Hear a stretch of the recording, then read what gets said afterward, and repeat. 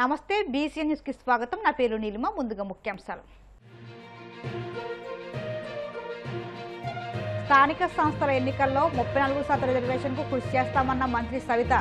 దేశంలోనే తొలిసారిగా బీసీల ఆత్మగౌరవాన్ని నిలిపేలా బీసీ చట్టాన్ని రూపొందిస్తున్నామని వెల్లడి.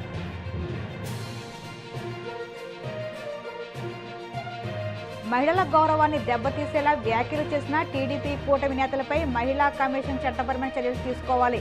వైసీపీ మహిళా నాయకురాల డిమాండ్. ముద్రగడ విషయంలో ఆయన్ను ఆయన కుటుంబ సభ్యుల్ని మానసికంగా క్షోభ పెట్టేలా కూటమి సర్కార్ వ్యవహరిస్తుంది.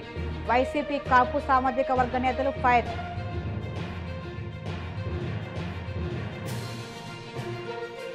తిరుమల శ్రీవారిని దర్శించుకున్న పలువురు సినీ ప్రముఖులు. ఆలయమరాదులతో స్వాగతం పలికిన అధికారులు. రాష్ట్రంలో స్థానిక సంస్థల ఎన్నికల్లో 34% రిజర్వేషన్ కృషి చేస్తామని మంత్రి సవిత తెలిపారు. 500 కోట్ల శాసక నిధులతో ఎంజేపీ గురుకులాలకు శాశ్వత భవనాలు నిర్మించనున్నట్లు తెలియజేశారు. కొత్తగా మరో 10 బీసీ గురుకులాలను ఏర్పాటు చేస్తామన్నారు. 1000 కోట్లతో ఆదరణ 3.0 పథకాన్ని అమలు చేయబోతున్నామని, ఈ పథకం ద్వారా ఆధునిక పరికరాలు అందజేసి బీసీలను వ్యాపారవేత్తలుగా తీర్చిదిద్దనున్నామని తెలియజేశారు. దేశంలోనే తొలిసారిగా బీసీల ఆత్మగౌరవాన్ని నిలిపేలా బీసీ చట్టాన్ని రూపొందిస్తున్నామన్నారు. చంద్రబాబు హయాంలోనే కాపులకు మేలు జరిగిందని మంత్రి సవిత చెప్పుకొచ్చారు.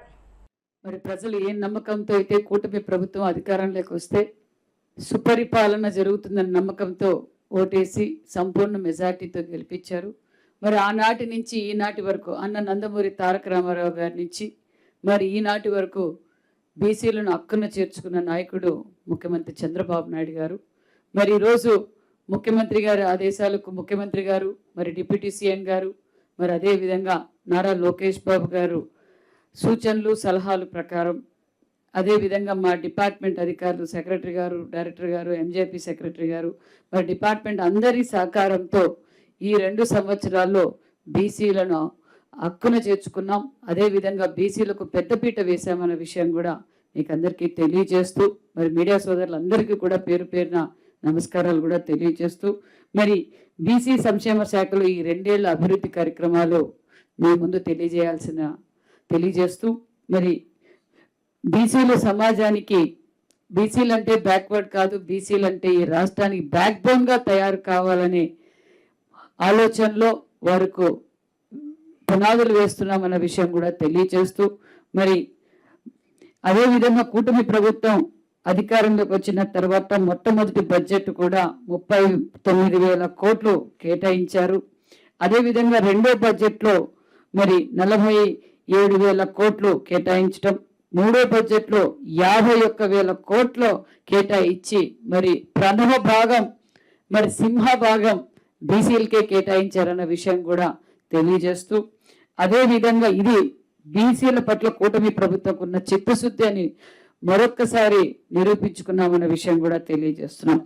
ముఖ్యంగా మరి బీసీలకు మరి ఈ రాష్ట్రానికి బ్యాక్ బోన్ గా తయారు కావాలి అంటే వారికి మంచి పునాదులు వేయాలి. ఆ పునాదులు ముఖ్యంగా ప్రథమైనది విద్య కాబట్టి విద్య పైన మరి ఎక్కువగా ఫోకస్ చేస్తూ, మరి ఈరోజు రాష్ట్రంలో ఉన్న ఎంజేపీ గురుకుల పాఠశాలలు 109 గురుకుల పాఠశాలలు ఉన్నాయి.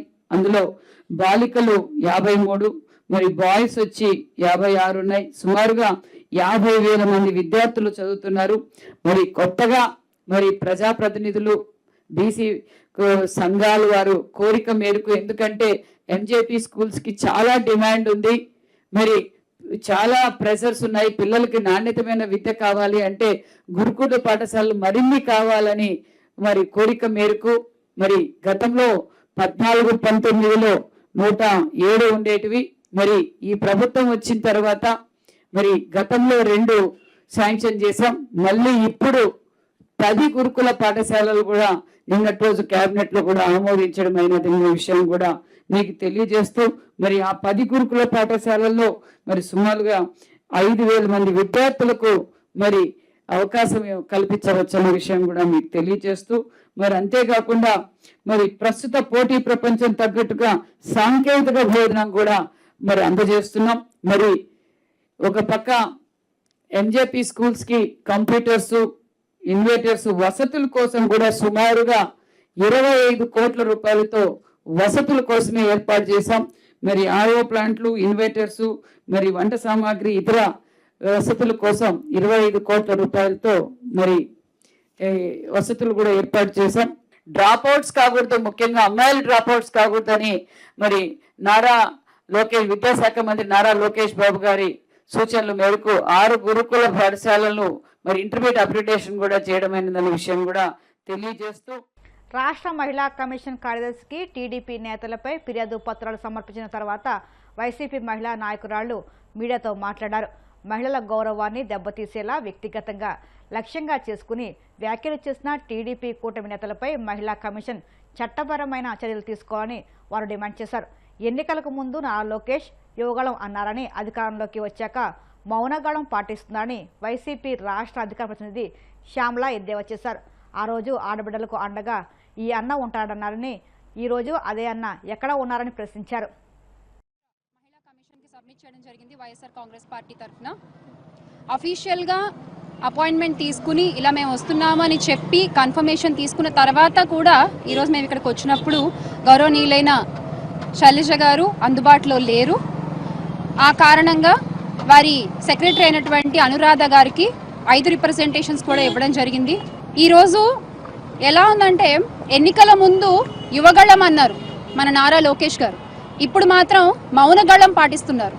ఆ రోజున ఆడబిడ్డలకి అండగా ఈ అన్న ఉంటాడు అంటూ మాట్లాడారు. మరి ఈ రోజున అదే అన్న ఎక్కడికి వెళ్ళిపోయారు? క్రికెట్ స్టేడియంలో చప్పట్లు కొడుతూ తిరుగుతున్నారా?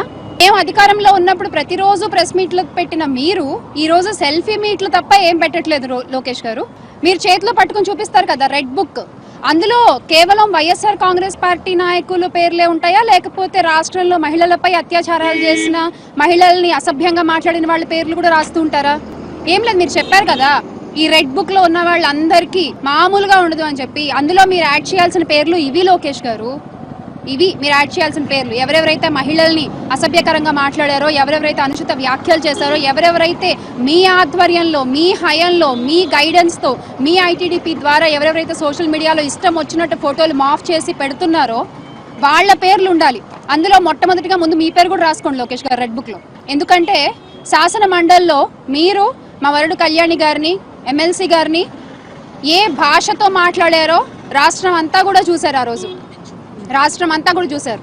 యథా రాజా తదా ప్రజ అని మీరే అలా ఉంటే ఇంకా మీ కింద వాళ్ళు ఇంకెంత దారుణంగా ఉంటారు? తప్పులేదు, ఈ రోజున ఇన్ని అఘాయిత్యాలు జరుగుతున్నాయి కూటమి పాలనలో మహిళల మీద అంటే ఎలాంటి తప్పు లేదు. ఎందుకంటే పాలిచ్చే వాళ్ళే అలా ఉన్నారు. చాలా ఈజీ అండి రెడ్ బుక్ పాలన అంటూ కబుర్లు చెప్పడం, లేకపోతే మేము రాష్ట్రాన్ని కాపాడేస్తామంటూ హామీలు ఇవ్వడము.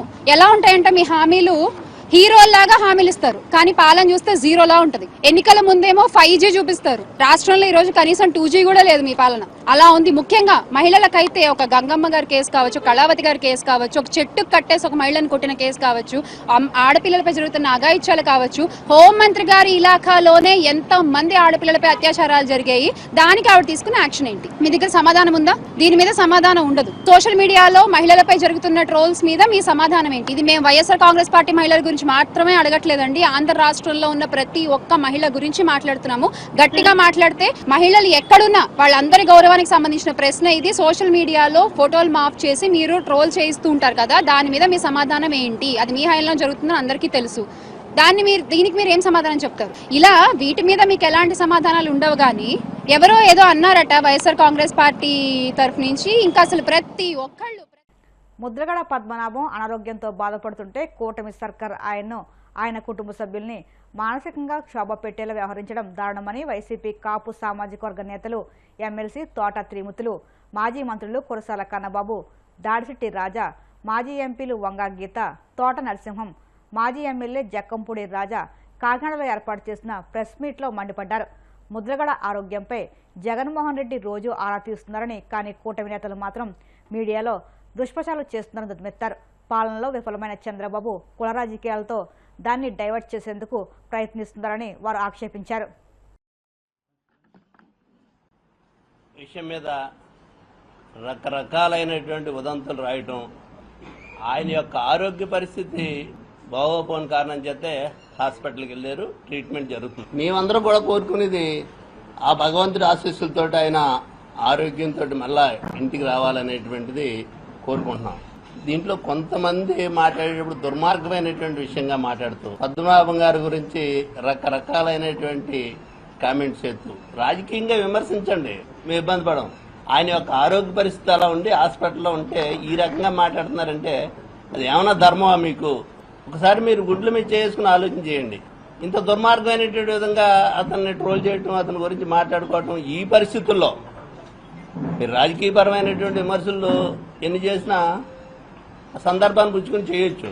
అతనికి డబ్బులు లేకపోవటం వల్ల ఆరోగ్యం సరిగ్గా అందట్లేదు, ఏదో చిన్న హాస్పిటల్లో జాయిన్ చేశారు, లేకపోతే అలా ఎవరో పట్టించుకునే వాళ్ళు లేరు, చూసే వాళ్ళు ఎవరు లేరు అనేటువంటిది మాట్లాడుతున్నారు. ఎంత దుర్మార్గం అండి ఇది. ఆయన ఎటువంటి వాడు ఎవరికీ తెలియదా? మనందరికీ యశోద హాస్పిటల్లో ట్రీట్మెంట్ చేస్తుంటే దానికంటే మంచి హాస్పిటల్కి తీసుకెళ్లాలనేటువంటిది జగన్మోహన్ రెడ్డి గారి యొక్క సూచనలతోటి హాస్పిటల్లో ఉన్నటువంటి డాక్టర్లతోటి ఆ చైర్మన్ తోటి అందరితోటి మాట్లాడి సింధు హోటల్ అనే హాస్పిటల్ అనేటువంటి హాస్పిటల్కి పరసాద రెడ్డి గారి హాస్పిటల్లో ఈవేళ ఆయనకి ట్రీట్మెంట్ జరుగుతుంది. ఎప్పటికప్పుడు అమెరికాలో ఉన్నటువంటి డాక్టర్లతో కూడా మాట్లాడుతూ ఆయన ఆరోగ్య పరిస్థితి ఎప్పటికప్పుడు మానిటరింగ్ చేస్తున్నారు చాలామంది. మరి అటువంటి పరిస్థితుల్లో ఆయన జగన్మోహన్ రెడ్డి గారు చూడటానికి రాలేదని ఒకళ్ళు మాట్లాడి ఆయన తీరిక లేదని, లేకపోతే ఆయన ఆరోగ్యాన్ని హాస్పిటల్కి ఎవరికో ఎక్కడో విజయవాడలో చచ్చిపోయిన అతనికి డబ్బులు ఇవ్వడానికి ఉన్నాయి, కానీ ఈయన ఆరోగ్యానికి తీసుకెళ్తున్నారు. వైఎస్ఆర్ పార్టీలోని కాపు సామాజిక వర్గానికి సంబంధించిన ముఖ్యమైన నాయకులు సుమారు 40-50 మంది పెద్దలు త్రిమూర్తులు గారు ఒక ఆత్మీయ కలయిక మా ఇంటికి రండి మనం మాట్లాడుకుందాం అని పిలిచారు. ఆ మీటింగు మాకన్నా కూటమిలో ఉన్న నాయకుల్ని ఉలిక్కిపడేలా చేశారు. రాష్ట్రం మొత్తాన్ని ఎలక్ట్ చేశారు వాళ్ళే. అక్కడేదో మీటింగ్ జరుగుతుంది చూడండి అని వాళ్ళు ఎలక్ట్ చేయకపోతే ఈ మీటింగ్ ఇంత ప్రాధాన్యత రాదు. ఇదంతా ఎవరిది ఏమనుకుంటున్నారు? గేమ్ ప్లాన్ చంద్రబాబు నాయుడు గారిది. ఇప్పుడే పెద్దలు చెప్పినట్టుగా ఆయన ఏం చెప్పాడు? మన పవన్ కళ్యాణ్ గారు కూడా డిప్యూటీ సీఎం గారు క్రిమినల్స్కి కులాలు చనిపోయిన వాళ్ళకి ఎన్ని కులాలు మాట్లాడతారా, కులాలు ఆపాదిస్తారని కదా చెప్పారు. మరి కులాలు ఆపాదించి మాట్లాడుతున్నది ఎవరు? కుల రాజకీయాన్ని, మత రాజకీయాన్ని అసలు వాళ్ళ నరనరాన జీర్ణించుకుని మాట్లాడేది ఎవరు అని అంటే ఇవాళ ఉదయం జొన్నగిరి అనే దగ్గర కర్నూలు జిల్లా జొన్నగిరిలో బంగారం గనులు శంకుస్థాపనకు వెళ్ళాడు చంద్రబాబు నాయుడు గారు. అసలు బంగారం గనికి కాపులకి సంబంధం ఉందా? అంటే ఇంకా ఎక్కడికి వెళ్ళినా ఏ రేవటి దగ్గరైనా ఒకటే పాట. వెళ్ళి ఏం చెప్తున్నాడు? చనిపోయినోడు కాపు, చంపేసిన సిఐ కాపు, మీరు పవన్ కళ్యాణ్ ఏమన్నా అంటే కబడ్దార్ అంటున్నాడు. మేము అన్నామా పవన్ కళ్యాణ్ని? మేము అన్నామా? అసలు చనిపోయినోడు కాపు ఇవ్వకూడదని మీరు మాట్లాడకూడదు, రౌడీ షీటర్ అని మీరే కదా చెప్తున్నారు అందరికీ.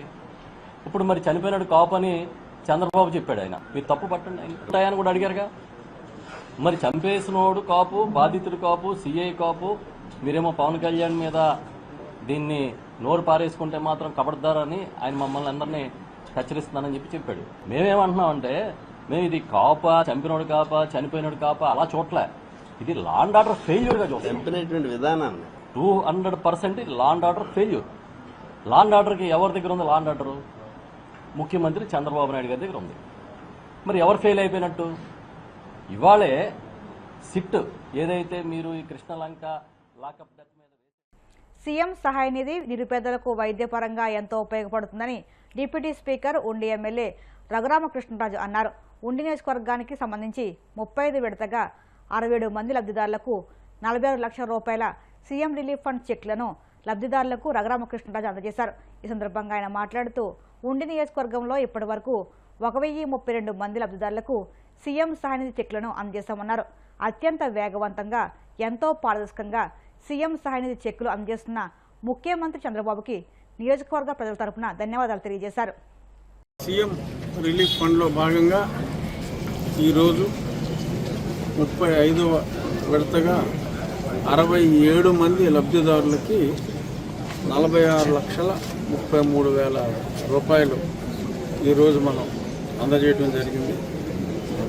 ఇప్పటి వరకు 1032 మంది మన ఉండి నియోజకవర్గంలో ఈ పథకం ద్వారా లబ్ధిదారులు ఉన్నారు. అత్యంత వేగవంతంగా దీన్ని ముఖ్యమంత్రి గారి ఆఫీస్ పరిశీలించి ఇమ్మీడియట్గా అమౌంట్ అంతా కూడా ఎవరైతే అనారోగ్యం పాలయ్యారో వారికి అందజేయడం జరుగుతుంది. ఇంత ఫాస్ట్గా ప్రాసెస్ చేసి సమయానికి సహాయం అందితేనే వాళ్ళకు కూడా బెనిఫిట్ ఉంటుంది కాబట్టి ఇంత అత్యంత పారదర్శకంగా ఇంత వేగవంతంగా ఈ కార్యక్రమాన్ని నిర్వహిస్తున్న ముఖ్యమంత్రి గారికి, వారి స్టాఫ్కి, అందరికీ మన ఉండి నియోజకవర్గ ప్రజల తరఫున నా హృదయపూర్వక ధన్యవాదాలు తెలియజేస్తున్నాను. ఇప్పుడు కాసేపు ప్రకటనలు.